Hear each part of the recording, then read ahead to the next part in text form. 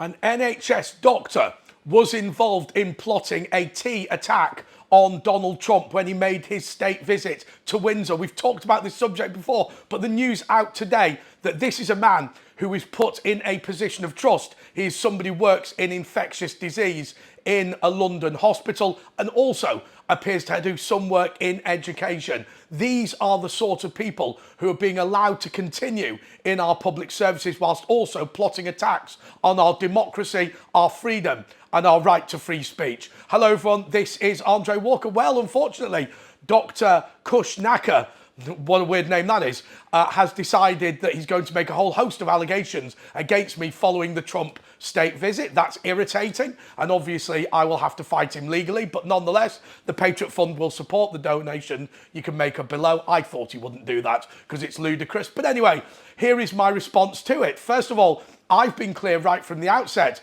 that Dr Naker, and I didn't know his name previously, is a T, and I'm going to explain why. Because there is something that I believe that is inherent within that sort of behaviour, which is what I call the veto of one. Just to be very clear what I mean.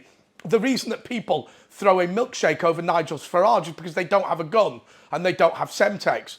And I say, honestly, let's talk about the difference between a freedom fighter and a T. Very, very simple. Difference between Nelson Mandela and Gerry Adams. In a democratic society, if you do not want to engage with the democratic process and you want to bully everyone into your political opinions, then you may use violence. That makes you a T. If you also want to use attempts to subvert democracy, that makes you a T. If you want to use ways of deliberately bullying people into shutting up, that makes you a T. If you are in South Africa and there is no democracy and your only way to get your issues on the table is to fight, then that makes you a freedom fighter. The difference is very, very simple. Access to democracy and no access to democracy. Of course, some people are international Ts, which means they do have the right to campaign against their own government, but instead choose to go elsewhere and attack them. But let's not get into that very, very technical detail. Here is my point. This man, when he arrived at the Trump dinner with his friends, was allowed to speak. His colleague was allowed to speak. She made a full speech, impromptu, without a microphone, and actually did rather well. There were people cheering at certain points, although, to be fair, the message soured as she went further on. I threw Dr Naker out of the event because he started shouting and screaming. And my point is very, very simply this.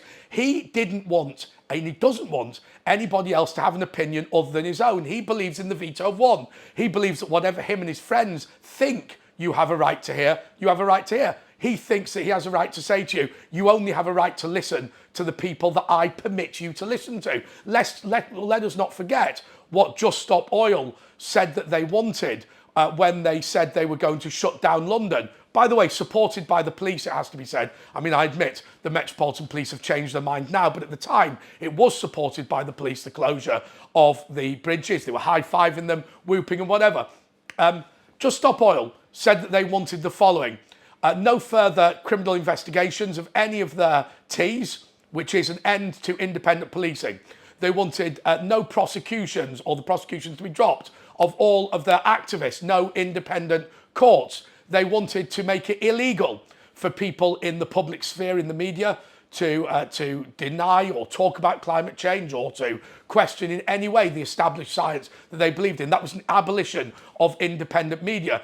And they said there should be a citizens' assembly to decide the future of our policy on the green agenda. And that body should be more senior than Parliament, a Supreme Soviet, which would be more senior than the House of Commons, which obviously is an abolition of an independent legislature. So all of the functions and bodies of a democratic society, they demanded be shut down or they would shut London. I personally would have told the army to fix bayonets, but that is just me. And you can see that I'm robust on this issue. So what has this guy done?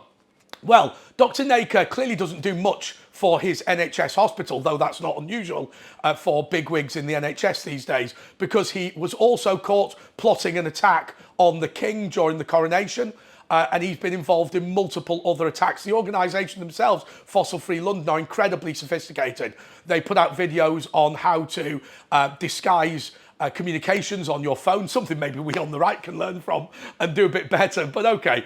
Also, they explain how to deal with the police when you come across them. Actually, they say you should never cooperate with the police, which is remarkable about them bleating about this now. I mean, I have to say, it reminds me of what Poland said to Russia at the UN General Assembly the other day. Next time you send a plane over our territory and we shoot it down, don't come here to moan about it.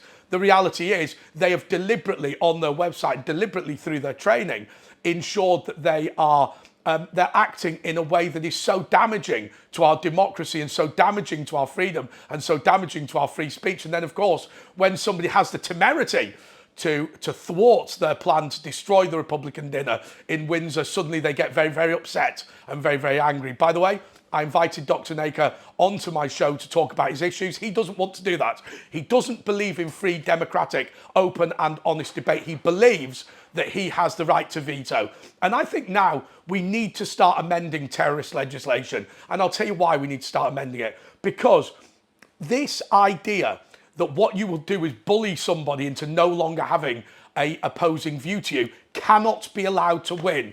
Ironically, I'm going to say this, the jihadis with their attempt to lone wolf knife attack are less dangerous than the people like Dr Naker, and I'll tell you why.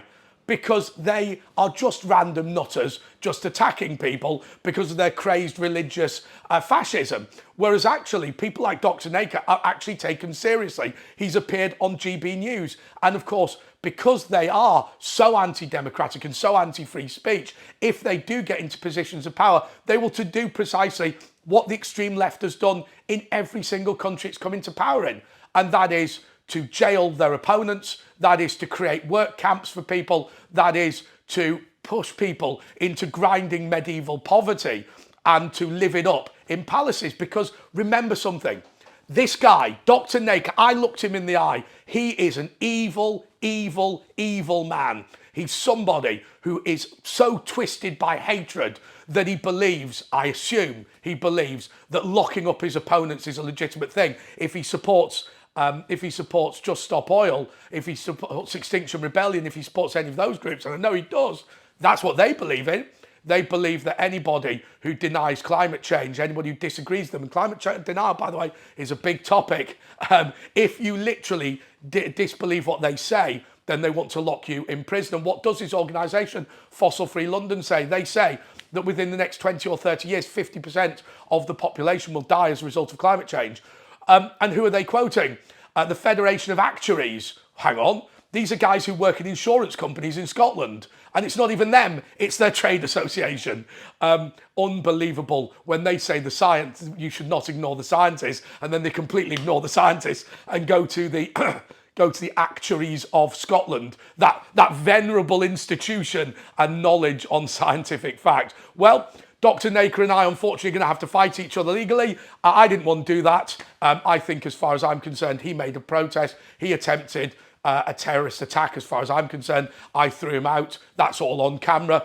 But we are where we are. Unfortunately, bullies don't like it back up them. It's just one of those things, isn't it? But he's a nasty piece of work. And believe me, I won't be backing down anytime soon. Please, please, please help me by donating to the Patreon fund. This may go on a long time. And I know I told you yesterday it wasn't going to happen, but I was wrong. Until next time, goodbye.